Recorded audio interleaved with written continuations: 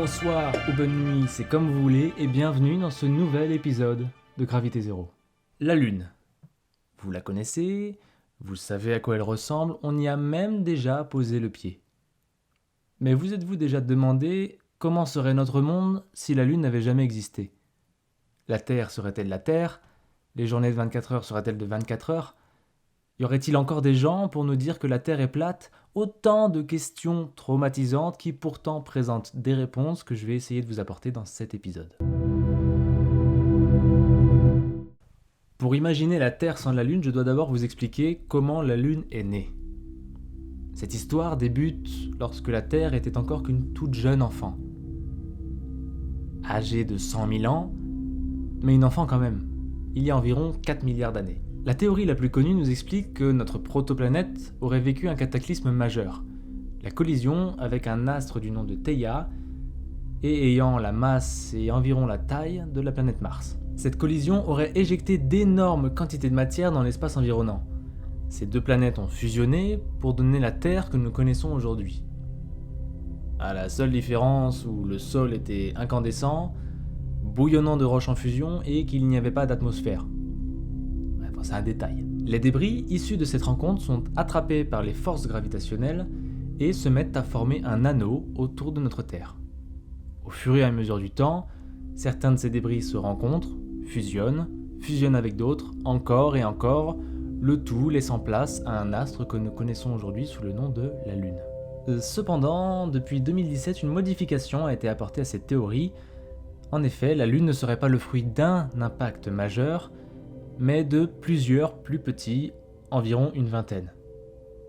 Cette théorie colle un peu plus avec les analyses d'échantillons revenus lors des missions Apollo.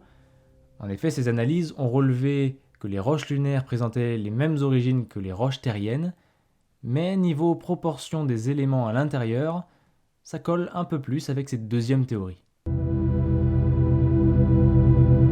Maintenant que vous connaissez l'histoire, oubliez-la.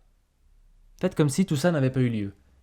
Imaginons que tous ces impacts aient été reportés sur les planètes voisines et que la Terre n'ait subi que de petits impacts habituels pour l'époque. Des journées de 6 heures. Ça vous tente ? Parce que oui, l'un des rôles principaux de la Lune est de contrôler en partie la vitesse de rotation de notre planète. Parce que des marées océaniques c'est bien beau, mais pourquoi pas des marées terrestres ? C'est effectivement le cas. Car en plus de déplacer des masses d'eau phénoménales, la Lune déplace aussi les roches constituant notre sol. D'une vingtaine de centimètres, mais tout de même. Ce mouvement va créer de la friction entre les roches, ce qui va transformer l'énergie de rotation de notre planète en chaleur. Le tout allongeant nos journées. Si des journées de 6 heures ne vous font pas peur, d'accord. Ok. Mais vous serez peut-être freiné par un climat digne des plus grands films catastrophes.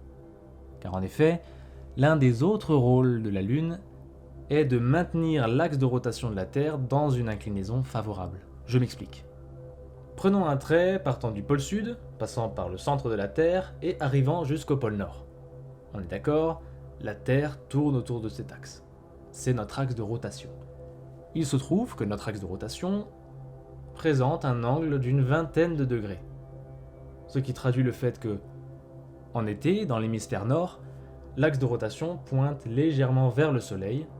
De ce fait, les rayons vont avoir un angle d'incidence plus direct qu'au sud. Chez nous, ce sera l'été, au sud, ce sera l'hiver.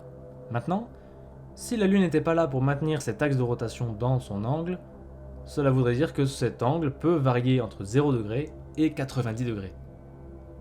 Pour bien vous représenter ce que cela voudrait dire, ça voudrait dire que le pôle Nord pointerait directement vers le Soleil, traduisant des étés infernales pendant 6 mois au Nord, et à l'inverse, un hiver incomparable pendant environ 6 mois aussi au Sud.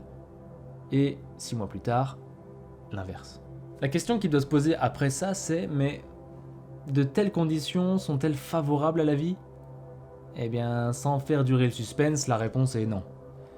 Les formes de vie que nous connaissons aujourd'hui ont évolué avec des conditions où la Lune était là pour tempérer le tout, mais En revanche, certains chercheurs mettent un point d'incertitude sur l'inexistence de formes de vie pour qui les conditions favorables de la surface ne sont finalement pas si importantes. C'est notamment le cas pour les formes de vie que nous trouvons dans les extrêmes fonds marins. Pensons aussi qu'une des caractéristiques principales de la Lune, c'est sa surface. Rappelez-vous de la Lune fromage que nous présentaient les cartoons de notre enfance ? Eh bien, dites-vous que tous ces points sont autant d'impacts de météorites qui ne se retrouvent pas sur Terre. Ainsi, la Lune agirait un peu comme un bouclier gravitationnel, bien que la majorité du job soit effectuée par Jupiter, la planète la plus massive de notre système solaire. Bon, résultat, ça va. La Lune est là, nous aussi, tout va bien. Mais c'est pas pour casser votre bonne humeur, mais il se trouve que la Lune s'éloigne de nous d'environ 3 cm par an. Ça peut paraître peu au vu des tailles gigantesques, mais quand même. Un jour, lointain mais existant, la Lune se détachera de notre attraction gravitationnelle et fera route seule. Mais bon, on a le temps de voir venir. À moins d'une catastrophe majeure, nous ne serons plus qu'un lointain souvenir quand la Lune disparaîtra. Maintenant, j'aimerais mettre un point sur la chance que nous avons d'être là. Quand on regarde toutes les conditions nécessaires à la formation d'une vie intelligente qui aimerait communiquer avec les étoiles, on peut se dire que statistiquement, nos chances de trouver une forme de vie au moins aussi intelligente que nous sont plutôt faibles. Mais on peut aussi se dire que la vie sait toujours trouver son chemin. Et l'intelligence aussi. Ce qui redonne un peu une lueur d'espoir sur nos chances de trouver de telles formes de vie. Pour terminer cet épisode, je vous informe que les sources qui ont participé à la réalisation et à l'écriture sont disponibles dans la description. Donc si vous êtes curieux d'en connaître plus sur les effets de la Lune, je vous invite à jeter un œil, vous trouverez sûrement des réponses.